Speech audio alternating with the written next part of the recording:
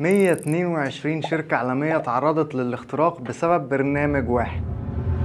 خبراء الامن الهولنديين بنفسهم حذروا الناس والشركات من الرانسوم وير اتاكس. الرانسوم وير ببساطه بيدخل الجهاز بتاعك، بيبدا انه يشفر كل الملفات بتاعتك، وبيسيب لك نوت بسيطه على الديسك توب بره عشان تاخد بالك منها، وبيبدا انه يطلب منك فديه عشان تعمل ديكريبشن او تفك تشفير الملفات بتاعتك اللي اتشفرت. وطبعا الرانسوم وير اتاكس ليها مخاطر كبيره، زي انك هتخسر سمعه شركتك وهتخسر ملفاتك اللي اتشفرت، وبالتالي هتخسر العملاء بتوعك وشغلك هيعطل. طب مين بقى الهاكرز اللي عملوا كل ده واخترقوا كل الشركات دي امتى اصلا؟ هاكرز ذا كاكتوس جانج، وهم جانج شرقيين اوروبيين وبيشتغلوا من اواخر السنه اللي فاتت. لما الخبراء الامنيين بداوا يحللوا الهجمات دي اكتشفوا ان كل الهجمات واحده وتمت بنفس الشكل ونفس الطريقه، وان في الكالك سنس حوالي 5200 سيرفر حول العالم، في منهم حوالي 3100 متعرضين للخطر. هجمات الرانسوم ويرز كانت سبب في ظهور مشروع ميليسا التعاوني بين جهات حكوميه وجهات خاصه عشان هولندا تمن كل شركاتها ومنظماتها تكون محميه من الرانسوم وير اتاكس. هجمات الرانسوم وير على مستوى هولندا كان ليها ضحايا كتير، زي اتحاد كرة القدم الهولندي والمنظمة الهولندية للبحث العلمي. قولوا لنا في الكومنتات لو حصل لشركتك اي اتاك عليك بالرانسوم وير ولا لا، ولو حصل عليك اتاك غيره فايه هو اللي حصل.